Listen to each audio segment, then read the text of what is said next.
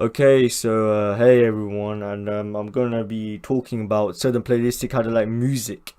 It was released today on April 26th, 1994, and it was just a fantastic album. No, it really was a great album. Album was absolutely fantastic. It's one of the greatest in southern hip hop rap albums of all time, and it was just an absolutely fantastic album. So let's get straight to it. So Southern Playalistic Music, yeah, it was dropped on April 26th, 1994. It was made by Outkast, one of the greatest rap duos of all time, especially from the South. And yeah, it was made by them. It was recorded between like 1992 to 1994. Yeah, and it was yeah, such a groundbreaking album for the time. It really just set a stage for how southern hip hop albums and southern hip hop was going to be made, going to be done. It really set the stage for that. And what it just says about making a statement, and it just makes a statement immediately about how urban life and how it is for the black youth, especially the black teenage youth, and how they are like in the South. And it addresses a lot of coming of age topics in this song. It should be said, that there's a lot of southern slang in this rap song, and that's one thing I like about Outkast. Like, they never get rid of their southern reputation, and they never get rid of that southernness. They never get rid of that. To be honest, that's always there, and it's always a it's always a freaking point that's always in the rap albums. They never get rid of their southernness, really, even when they in later albums where they go away from topics such as certain playlistic music, which is all about urban life and shit. They never get rid of that, the southernness about it. Like, it's all southern, it's shit. Yeah, but basically they never get rid of that, and there's also repetitive hooks in this. But yeah, it peaked at number 20 on the Billboard Hot 200, and eventually was later on certified platinum. Yeah, in the United States at least, and it received positive reviews from all types of critics, and it also helped to distinguish Southern hip hop because Southern hip hop at the time, it was just like hype music, really, Two Live Crew and shit like that. It's all about shouting and shit and just getting the audience hype for shit. It was never really never really considered to be on the same level as East Coast or West Coast hip hop music. Because East Coast hip hop music had the lyrical credibility about it, and West Coast hip hop music was basically the same thing. I mean, Southern hip hop had the Ghetto Boys. They had the Ghetto Boys, but there was something about Outkast because they were a little younger than the Ghetto Boys. So I thought that many people, especially black youth, could relate to them a lot more because the Ghetto Boys were a little older. But yeah, if you wanted to get proper credibility, you would stick with East Coast and West Coast rappers. I mean, Ghetto Boys were just an anomaly, to be honest. But yeah. About Outkast, Andre 3000, what can I say? Born on May 27th, 1975. Uh, Mom and dad split up at a young age, really. And then Andre 3000, raising the hood, raising the ghetto, and Big Boy, February 1st, 1975, birthday date, raised and born. Both of them were raised and born Atlanta, Georgia. Big Boy hustling from day one. Grew up in a small ass house. I think it was a bungalow basically. One ass house, 5 siblings or something. Hustling since day one. Met each other in 1992. Lenox Square Shopping Mall. They were both 16 years old. That's something that needs to be stated. They were both 16 when they met each other. And that's the thing about this album, they were both teenagers, and you don't really get that with newer artists, newer artists, they don't really pop up, and they don't ever have this lyrical, introspective, at such a young age, this just this greatness in their rapping, except for rappers just I don't know, Joey Badass recently, who was just 16 when he dropped 1999. But anyway, and this also set the example for the South, for future rappers to come, such as 2 Chainz, who are 21 Savage, and guys like them really like set the stage for them to come up, because Ti, my guy Ti, and then yeah. So just to get everything ready for this album, both of them briefly dabbled in street hustling, save up for recording money. There's nothing wrong about street hustling, especially if like they wanted to dabble into this and take it as serious, like want to take this seriously, then you gotta make compromises, and I guess. And so they spent time recording this album at their friend Rico Wade's basement recording studio, known as the Dungeon. The Dungeon family, they've obviously got a long history in hip hop, especially in the South. And Outkast were part of that Dungeon family, and they were on the origins, one of like the founders of that Dungeon family, and the Future, he came from this very same Dungeon family, if I'm correct. Yeah, he did. I think. Yeah, so Future, if he's come from this Dungeon family with like this rich history in hip hop, from the likes of Outkast, and Organized Noise, they were the production team. They wouldn't be the production team for this album, and they weren't like your DJ Premiers or your Pete Rocks or your Q-Tips, or like guys like them from the East Coast or on the West Coast equivalent, and they weren't like your Dr. Dre's or like your Dr. Dre's or your Pharisides, really. Like they were like unknown producers for the time, but they were from the South, and then the team was all of them were basically hired by LaFace Records.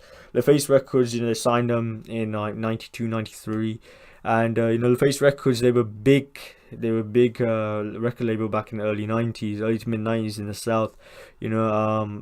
Crisscross, Jump, Crisscross, they were signed to LaFace Records, but they were also from the South, Crisscross, but they never made it like their focal point in their rapping that they were from the South. Something completely different to what Outkast did. Outkast made that a focal point indeed, but they were from the South.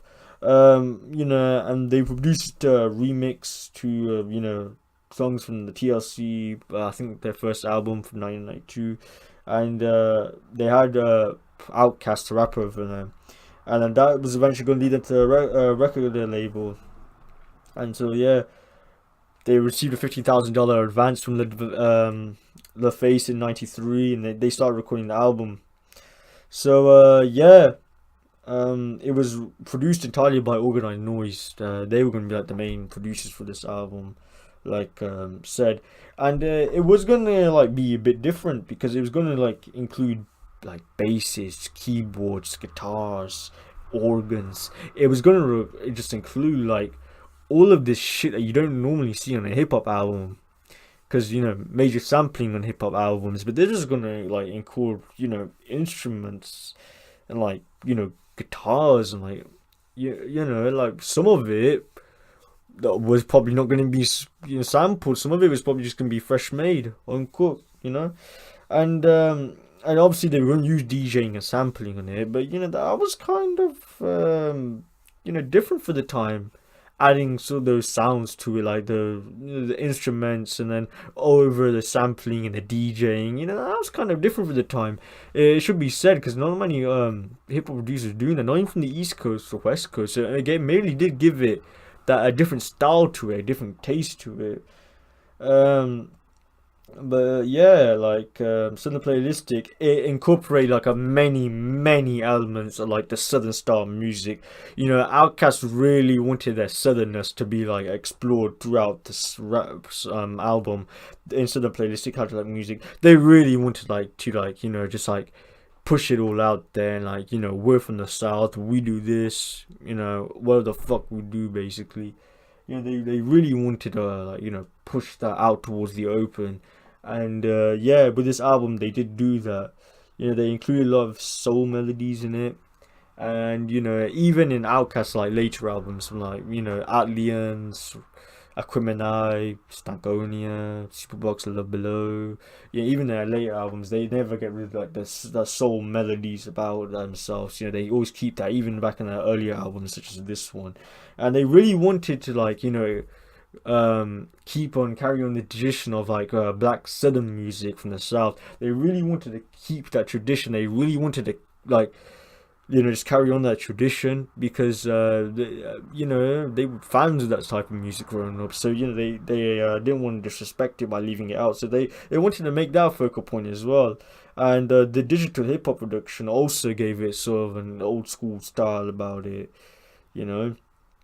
And yeah, and it was just a great album. It came out during the tail end of the second hip hop golden age era. Like it was the first golden age hip hop era was obviously the 80s, early 90s. Public Enemy, Eric B. Rakim, De La Soul, artists NWA, else like them. And this was like sort of like the 93, 94 that was going to push into like the mid to late 90s, which was going to be like the second golden age hip hop era.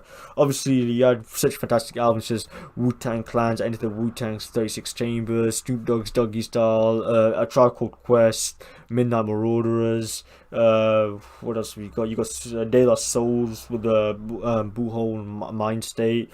Nas Illmatic, which just turned 25 last week, so big shout out to Nas. Big 25 for him. That was also a great album. And you obviously had later on the year Biggie Smalls is Ready to Die, and all great artists done by just such young men. And it just really goes to show that like hip hop back then, it really was about like changing the game, and it really was about dropping these. Also Common's Resurrection. How can I leave out Common, my guy? And it was just all about dropping these very like influential, soon to be groundbreaking albums that that was gonna like shake up the hip hop industry and the hip hop game for many years to come. It really just fantastic. And Southern Playalistic, it just alluded to its roots really well. And they also, as I said previously, they wanted to make a big statement about urban life as an African American in the South, and particularly Atlanta. And this is why this was such a big album in the South. This is why it peaked at number 20 on the Billboard Hot 200, is because it just related to many people at the time. Something that the Ghetto Boys, because they were a little older, they probably couldn't. And and there was a lot of tongue twisters, a lot of rhyme schemes, the vocal hooks, they were always repetitive, and the southern slang, ain't no thing but a chicken wing from Ain't No Thing, the single, And they also, mention, because you also remember that with this first album, Outkast are basically portraying themselves as players.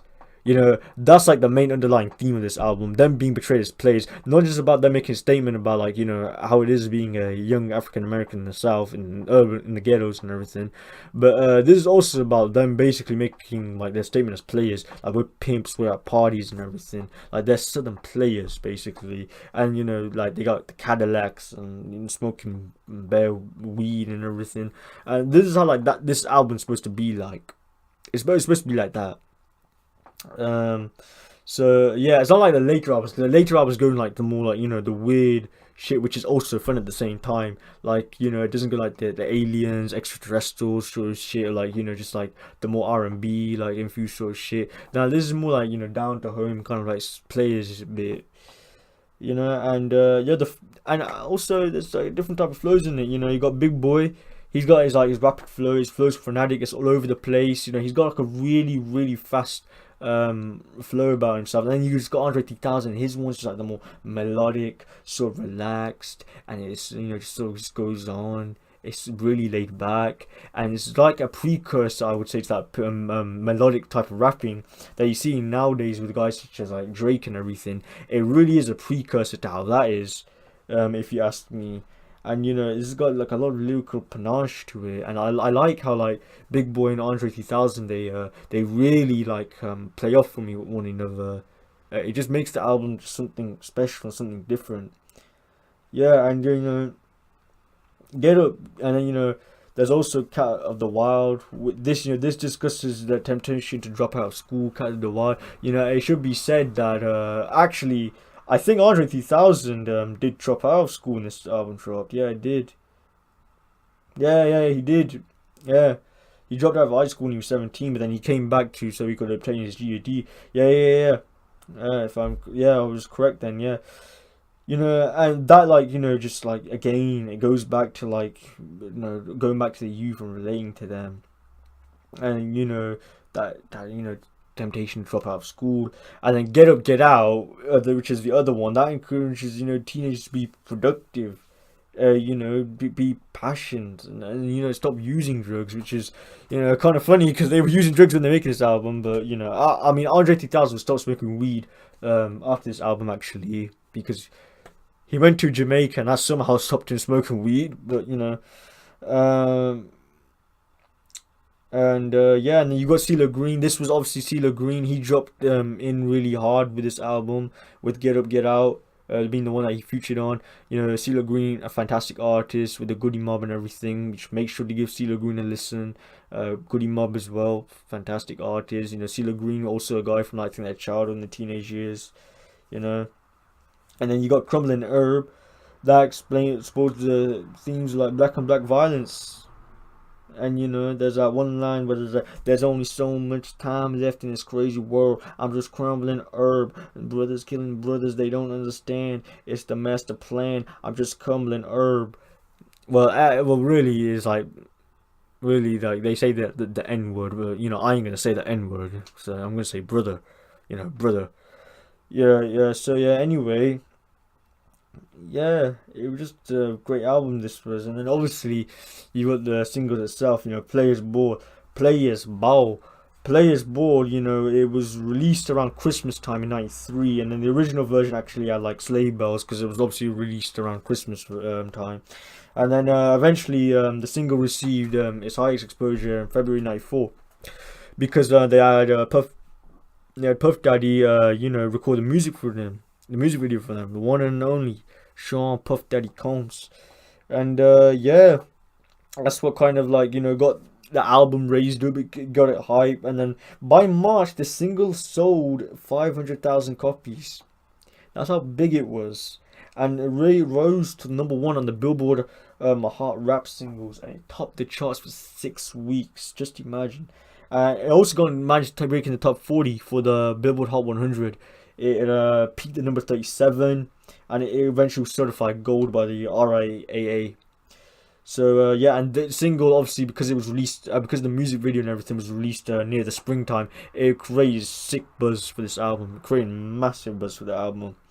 And then obviously, you had Get Up Get Out. Actually, no, going back on Players Ball. Yeah, Players Ball were just basically, the title of it comes from players and pimps and everything, and they always, like, gather around, like, for a gathering and shit. That's what, like, it means, like, the traditional gathering of, like, pimps in Atlanta, all gathering around for some shit. That's what it basically means. And yeah, and also, yeah, that it was a really great song. The way how it just everything goes. And Ain't No Thing. That's another great one. It's got, like, especially the melodies and the melodic sort of flow about it. That's got that, and Ain't No Thing. That's got that in, like, that one. And yeah, and then the title track itself, and the Get Up Get Out, that was released in October, and that was an absolutely great one because it introduced everyone to CeeLo Green, and he's just an absolutely fantastic rapper. Like, you really need to check CeeLo Green out. Like, if first for anything, just check him out. And the Goody Mob, they've especially Goody Mob Soul Food is such a great album. And Get Up Get Out, that is also a really great album, and it tells about, like, the dangers of giving in the circumstances and not doing anything, like, with someone's life. So, like, never just give in, like, for, like, the dangers that are yet to come or just around the corner. And that was such a great message that again they were showing to their youth. Like, even back then, even during their gangster rap days, Outkast had more consciousness than some of these new artists. Like, it should be said. She's a 6ix9ine and everyone. Like, sometimes you need a little bit of consciousness in hip hop nowadays, just so you can bring the people together. But fortunately, they're all underground. But yeah, like, and the album was absolutely fantastic. The Source magazine, it rated it 4.5 stars out of 5. The Source magazine, and basically the Source magazine was like the Bible of hip hop back in the 1990s. Like you had to like go read up the source about like what was like the new hot albums to come and who was like the new unsung hype and the new rappers you had to look out for. It really was like the Bible of hip hop in the 90s. Not so much now because the source is a joke ever since like the Eminem beef. But let's not get into that. But you know, like it's 4.5 stars out of 5, so it didn't really attract and gain that 5 stars like Nas from Matic got like just the week before this album dropped. I got 5 stars. I got the perfect 5 stars, but 4.5 stars out of 5, that's still great, and everyone obviously brought it because of that. You know, the source probably like pulled in a lot of awards, and then you know, and then the sale just increased after the infamous 1995 Source Awards. So basically, because like I said earlier, you know, the South wasn't really, you know, rated that much by like East Coast and West Coast artists. They didn't really rate them. Outkast won in 1995 the Sources Award for Best Newcomer. And safe to say, not a lot of the audience watch it. You should watch it on YouTube or something. Outkast wins the 1995 Source Awards, and they just get booed the fuck out of the stage by literally everyone. They really weren't wanted. And then like, you know, Andre 3000 just comes up with that famous line, you know, the South got something to say, and everyone just had to hook up and listen. So what the South had something to say, because man did they have something to say, because from the late 90s onwards, guess who dominated the hip hop game, from at least from a commercial standpoint, and that ended up being the South itself. So yeah, the South got something to say, basically. It should be said. But you know, yeah, and you could tell the G Funk, P Funk influences were there. Like if you listen to like a lot of the album, there is some like slight P Funk and G Funk influences about it, and yeah, it really is just a fantastic album. It did a lot to change hip hop, especially to change how people like viewed the Southern scene at the time. It was such a great album. It really was like the album was just like ahead of its time compared to all the other Southern artists. Like all the other Southern artists were like easy to beat, like in terms of like lyrically, but then Outkast just came out and they just like easily beat them. And it's like Outkast didn't have to be like that lyrical with how they rapped. But no, they just blew out the park, Outkast did. And for that, you know, they really did change a lot about how, you know, the South was gonna be, you know, well looked upon lyrically. And it did well commercially, it did well critically, you know, and it just set the stage for Outkast's future career. It really did. You know, not only just set the stage for South, it set the stage for Outkast, who my favorite hip hop duos of all time. All of their albums are basically been like instant classics, except for probably Idlewild. But then let's talk about that the better. But you know, and it just made it like a lot on of a higher level than other hip hop albums at the time. You know, it just did a lot, and because of that, it started a revival in Atlanta, because but thanks to like Criss Cross and TLC and all them other like great artists, it started a revival back there. So yeah, that's gonna be it. Tell me how you think I did on the retrospective, about just like going back, looking at these old albums. Tell me how you think I did on it. And yeah, I'm gonna be done now. Make sure you like and rate, and you comment in comment down below. Subscribe to the channel, of course. OG Omi. Not rapping today, but rap's gonna come soon. Yeah, but tell me how you did, and tell me if you should want me to do more of these retrospectives in the future. If you think I should like switch to this more, like these more going back like and looking at classic rap albums. So yeah, I'm gonna be done, and yeah, safe. Southern playalistic Cadillac funky music. Safe.